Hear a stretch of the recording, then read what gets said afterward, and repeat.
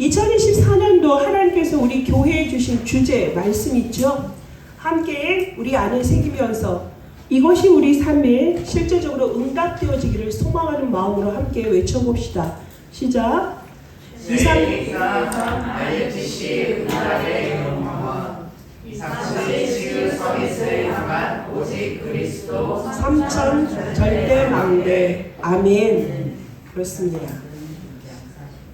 이 그림이 그려지십니까? 그려지셔야 돼요. 여러분이 지금 존재하고 있고 살아가고 있는 이유가 이것 때문에 오늘도 하나님께서 우리에게 생명을 허락하시고요. 이렇게 말씀의 생기를 우리에게 부어주시는 것입니다.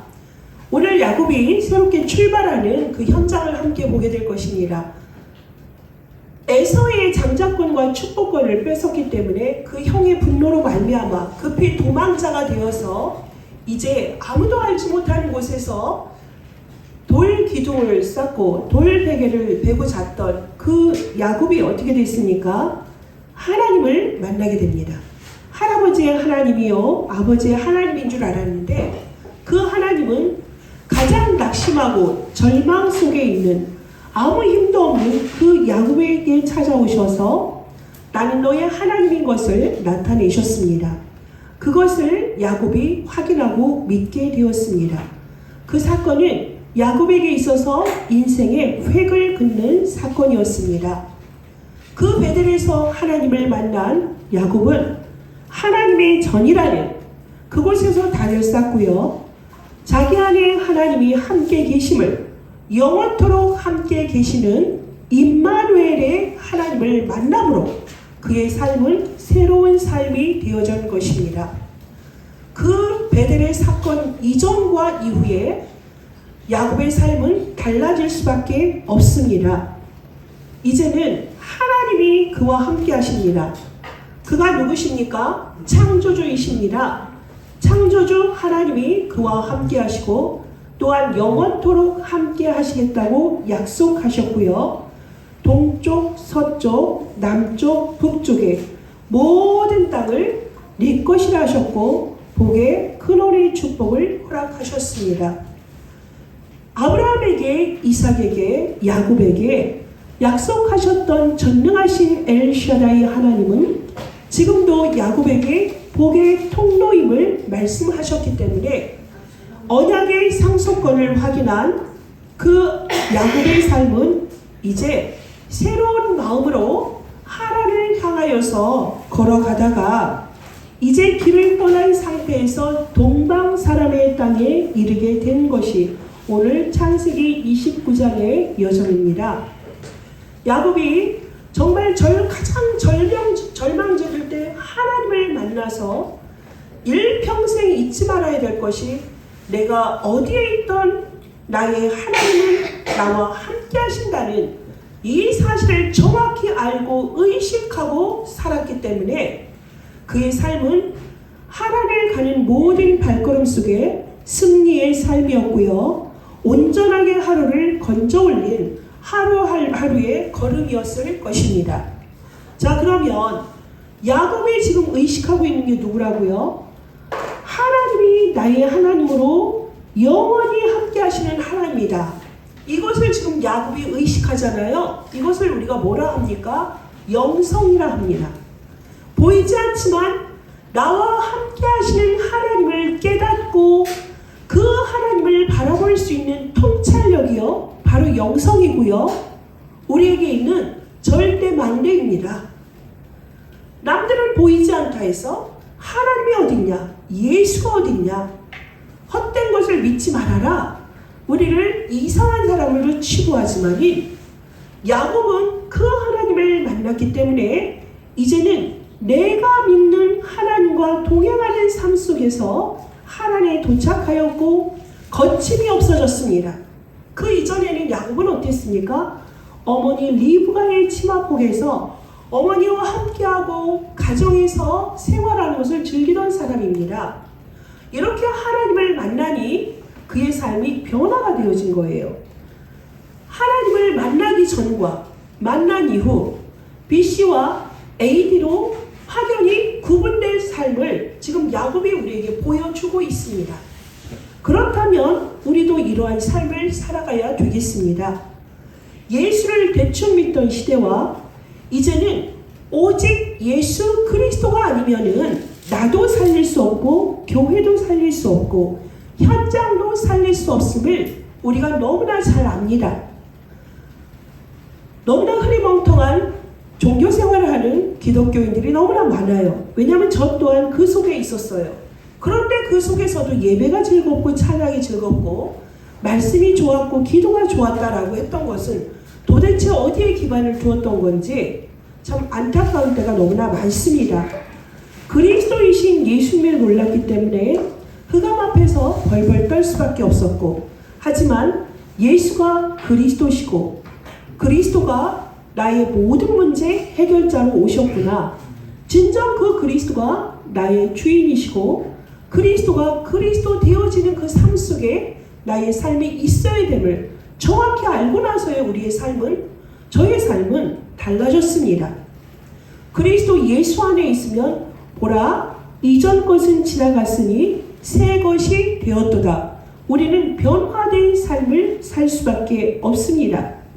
야곱이 그전에는 소극적이고 뒤에 처져서 머리를 쓰면서 그러한 삶 속에서 자기의 것을 추구하는 삶이었다면 이제는 야곱이 변했습니다.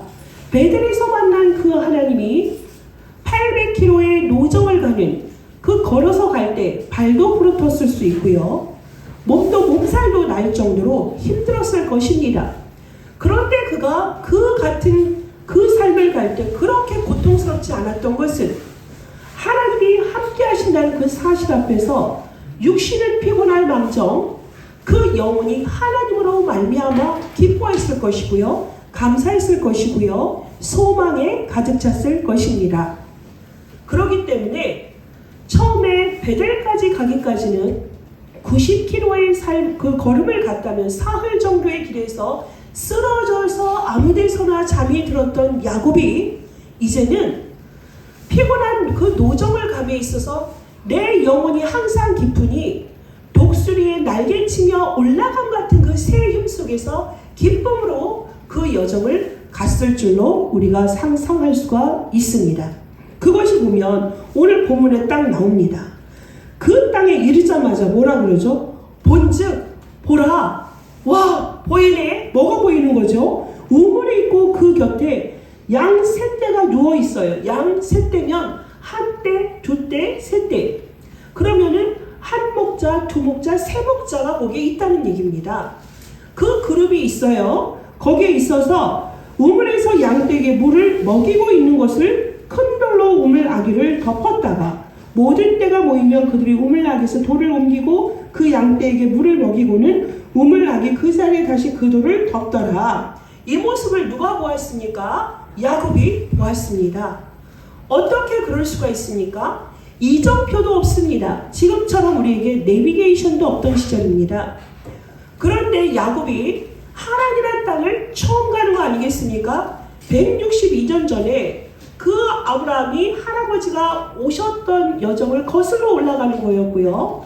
97년 전에 어머니 리브가가 왔던 그 길을 거슬러서 가는데 한 번도 가보지 않은 그 길을 갔는데요.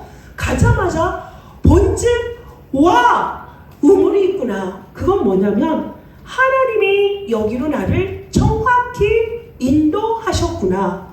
치밀하시고 세밀하신 하나님은 하나님의 완전한 절대 주권 속에서 나를 이곳으로 인도하셨구나. 이것에 대한 감사입니다.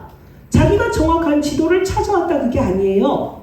이미 베델에서 함께 하시는 하나님이 나의 하나님인 것을 알았기 때문에 하나님 앞에 11조에 대한 서원을 하지 않았습니까? 그것은 무엇이냐면 이 모든 것들이 내가 한 것이 아니라 나와 영원 전부터 함께 하신 하나님의 완전한 계획 속에서 모든 것이 위로부터 오신 하나님의 선물이요 은혜라는 것을 알았던 그 신앙 고백이 바로 11조였기 때문에 이미 야곱은 하나님이 그의 삶의 주권자요 절대자인 것을 알았습니다. 그래서 작은 부분까지도 뭐죠? 하나님의 인도라는 거죠. 우리 크리스찬에게 있어서 우연이 있을 수 있습니까? 절대 없습니다.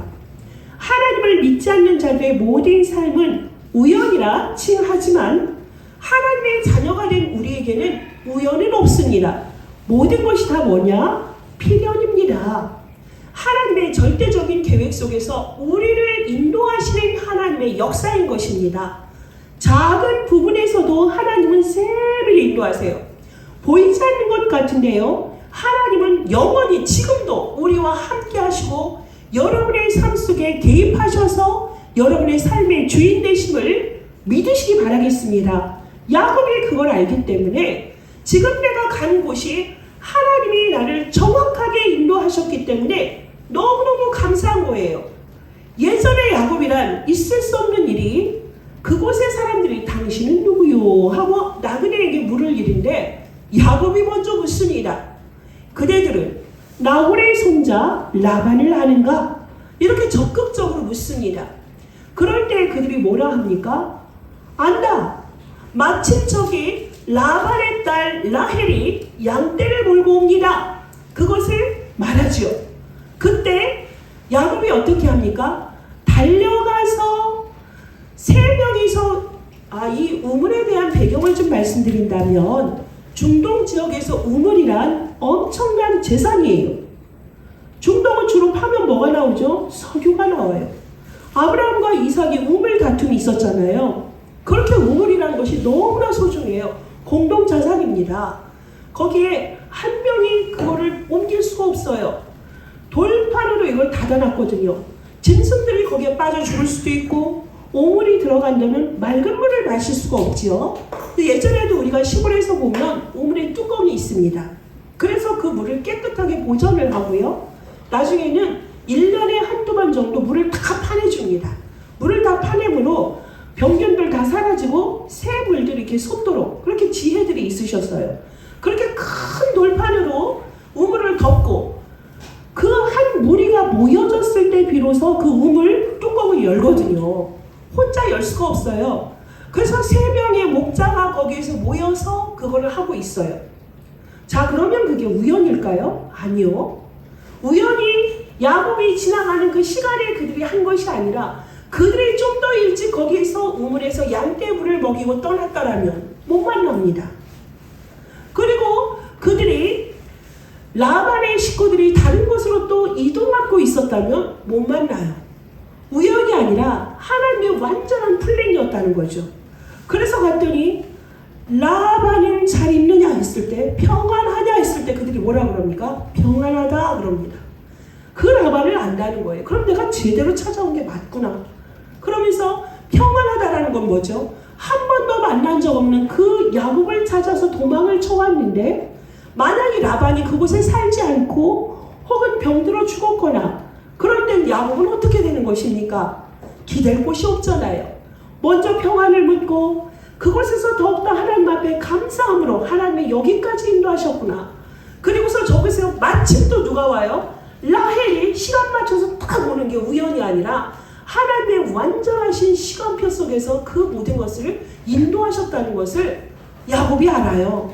그러니까 3명이서 그 뚜껑을 옮겨야 되는데 지금 야곱의 한 행동을 여러분 자세히 보십시오. 보니까 그들이 야곱이 막 달려가요. 그래가지고 우물 아귀의 돌을 완전히 옮깁니다. 혼자서. 괴력이 나와요. 괴력이. 3명이 해야 될 일을 지금 야곱 혼자서 우물 뚜껑을 쫙 제끼고 거기서 라헬이 데리고 온 라반의 양떼들에게 물을 먹입니다. 그러고 나서 라헬에게 가서 큰 소리로 울면서 입 맞추고 얘기하죠. 나는 누구라고요? 아버지의 생질이요 리브가의 아들이라고. 쉽게 말하면 뭡니까? 이들의 관계는 사촌이잖아요.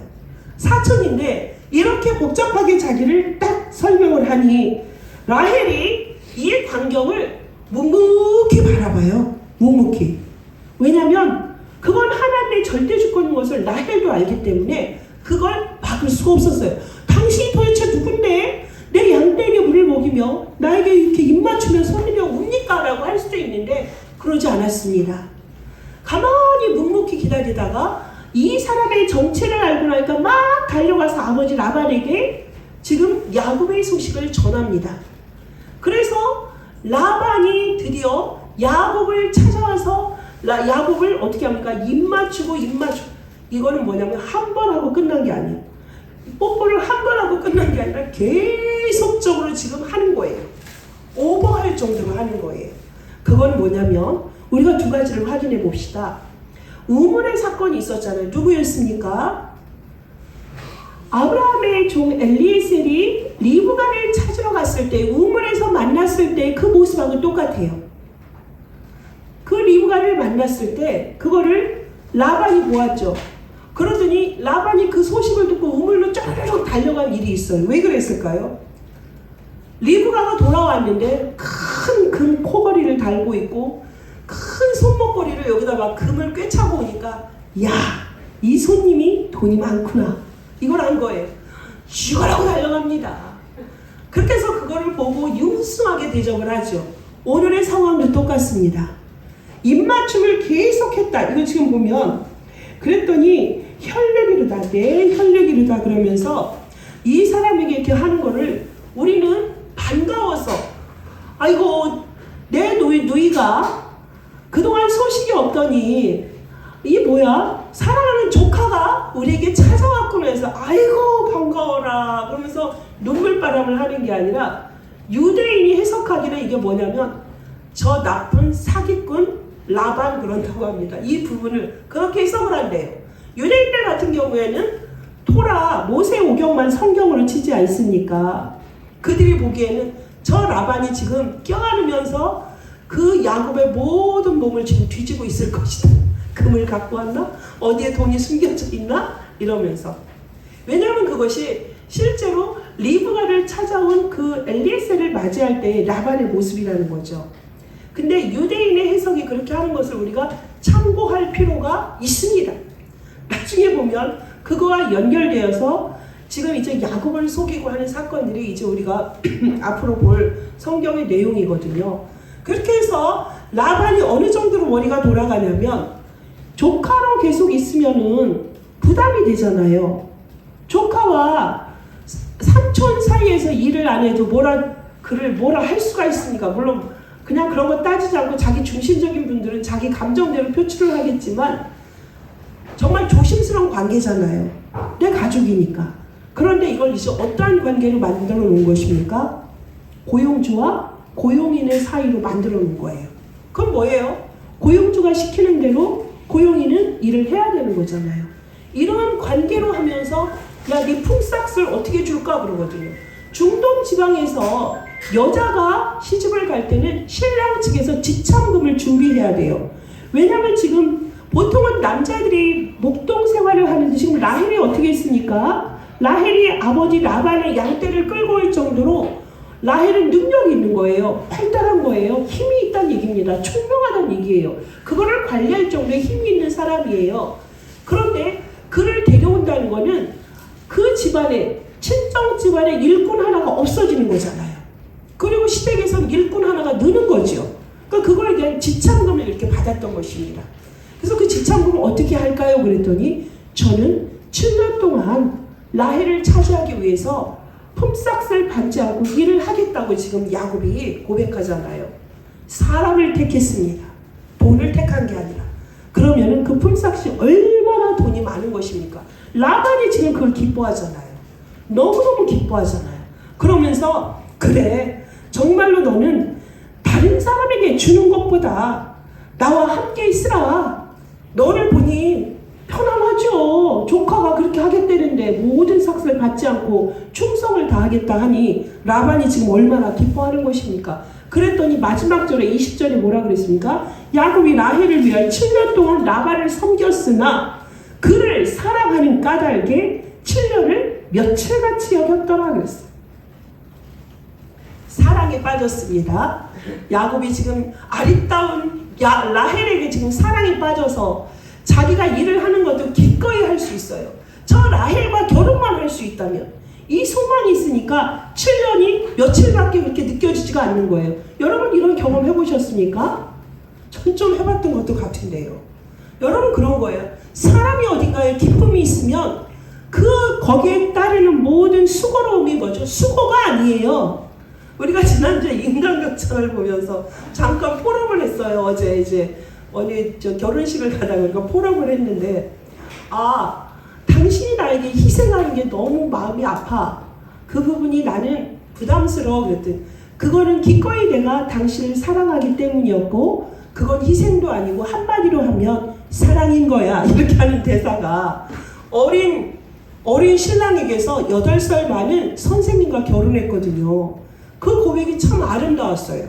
만들어진 고백이 아니라 그들의 일상이 그런 거예요. 지금 야곱이 그런 마음 아닐까요? 야곱이 지금 라헬을 사랑하다 보니까 이것이 정말 일순간으로 느껴지는 거예요. 그게 7년이 더덥지가 않아. 너무너무 행복한 순간이었으면 지금 고백하는. 지금 29장의 1절에서 20절의 말씀에서 여러분 많은 것들을 지금 여러분 언약으로 지금 잡히지 않으셨습니까? 지금 하나님께서는 어느 곳에 계시든 간에 야곱과 함께 한다는 것을 알았기 때문에 내가 가는 곳이 하나님의 전이고 베델이다 라는 것을 이미 알았고, 그래서 그 이전의 야곱의 삶이 아니라 이제는 사람들이 기피하고 싫어하고 아우 미운 야곱이 아니라 사람들에게 사교적이고 적극적이고 긍정적이고 부침성 있는 이런 야곱이 되어지다 보니까 자기의 삶을 하나님과 함께하고 동행하는 삶이 되니까 평안하고요. 그리고 힘이 있어 보이고요. 적극적인 삶을 사는 것을 우리가 볼 수가 있습니다. 하나님이 개입하시고 하나님이 인격적으로 개인적으로 정말 야곱이 하나님을 만난 이후의 삶은 이렇게 변한 것이에요. 그럼 우리의 삶도 어떻게 되어져야 되죠? 변해져야 되지요. 지금 하나님이 함께 하신다는데요. 창조주의 하나님이 우리를 자녀 삼아 주셨다는데요. 창세기를 여러분 다시 정리해 볼까요? 하나님의 형상대로 지음받은 것이 원래 인간의 모습이에요. 하나님과 함께하면 되어지고 에덴 동산의 축복을 영원히 누리며 영생의 삶을 사는 우리에게 창세기 3장 사건이 일어난 거예요. 하나님의 언약을 불순종한 결과지요. 그로 인하여서 우리는 하나님을 떠난 인생이 되어졌으니 내가 산다 주인 노릇한다는 게 아니라 나를 선악과 먹게 한 그 사탄에게 종노릇하는 우리의 삶을 그 시스템 속에서 갇혀서 운명에 갇힌 삶 아닙니까? 이것 때문에 여자의 후손을 약속하신 하나님이 지금 아브라함과 이삭과 야곱의 가문을 통하여서 여자의 후손의 그 약속을 이뤄가는 언약의 여정인 거예요. 그래서 그들을 원래의 하나님의 형상을 회복하는 언약의 족보요, 언약을 이룰 가문으로 지금 하나님이 그들의 인생을 엮어가고 있는 것입니다. 그러면 우리는 그 여자의 후손 대신 예수 그리스도가 이 땅에 오셔서 어린 양의 피를 바른 자는 구원을 받는다. 처녀가 잉태해서 아들을 낳을 것이니 그 이름을 임마누엘이라 하신, 약속하시고 계시하신 그 메시아가 이미 우리에게는 오시고 지금 하늘 보좌에 계신 그분 아닙니까? 우리는 이 땅에 약속으로 오셔서 그리스도의 일을 십자가에서 완성하시고 우리에게 유일한 하나님을 만나는 길을 열어주시고요. 하나님 또는 원죄의 문제, 사단과 지옥의 권세를 완전히 십자가에서 단번에 영원히 한꺼번에 해결하신 그 그리스도를 믿는 우리들 아닙니까? 우리는 그 그리스도를 믿음으로 다시 우리에게 오셔서 부활 축복을 주시고 재림과 심판의 주님으로 오실 그 예수 그리스도를 믿기 때문에 우리는 이렇게 기쁨으로 소망을 가지고 우리의 언약의 여정을 가고 있는 것입니다. 그것을 지금 창세기에서 우리에게 보여준다면 우리는 무엇을 확인해야 될까요? 우리 다 가졌습니다. 그리스도 예수 안에 있다면 하나님이 지금 아브라함에게 너와 내 자손이 복의 근원이다, 복의 통로다, 너로 말미암아 모든 족속이 복을 받을 것이다 약속하신 그 언약은 누구의 약속입니까? 우리들의 약속이고 언약입니다. 그 언약을 주신 분이 나의 하나님이신 것입니다. 이것을 여러분이 붙잡고 가셔야 되겠습니다. 그렇다면 이제는 종교 생활에서 율법자의 삶에 갇혀있지 마십시오. 여러분 도전하시고요. 하나님은 끊임없이 우리에게 생각을 주시고 아이디어를 주세요. 생각을 계속하게 하셔요. 문제를 터뜨려 주시고 사건도 일부러 하나님이 허락하시고 우리가 하나님을 만날 때서 순적하다. 그 그게 축복일까요? 그 순적함이란 고생 없이 쭉 갔다 그 뜻이 아니에요. 하나님이 함께함으로 어떤 것들 형통함의 축복을 누렸다는 것입니다. 하나님을 동행하였다니 하나님과 동행하는 임마누엘을 확인했기 때문에 순적하다는 것이지. 어제 어떤 중직자가 저한테 그냥 순적하게 무리 없이 이런 삶을 살기를 그 얘기를 하길래 그 순적함이란 무엇인데 육신의 고통이 없는 게 순적함일까? 아니다 그랬어요. 우리는 죽을 때까지 바쁜 인생, 죽을 때까지 움직이는 인생, 죽을 때까지 그래서 하나님을 바라보며 하나님이 주시는 새 힘을 오늘 내일 그 몫을 받아가면서 하나님과 동행하는 삶이 축복입니다. 아주 비싼 그 노블 카운티 같은 요양원에 있는 것이 축복이 아니라니까요. 돈 많은 사람들이 이렇게 거기에 있어서 편리하게 간호사들이 의사가 항상 24시간 대기하고 있는 것이 노년의 행복한 삶이 아닙니다. 여러분은 정확히 아셔요. 하나님이 함께하는 곳이라면 우리가 돈이 없어서 움직이는 삶은 오히려 반대적으로 우리에게 건강을 허락한다니까요. 살아야 될 결핍을 알므로 그래서 하나님 더 바라보게 하는 이런 모든 삶이요. 정말 인생의 모든 것은 답이라는 게 없어요. 딱 답 하나 있죠. 하나님과 함께하는 삶은 하나님이 보장하신다. 하나님의 완전하신 절대주권 속에서 우리가 살아간다면 우리에게는 그 어디가 다 베델의 축복 아니겠습니까?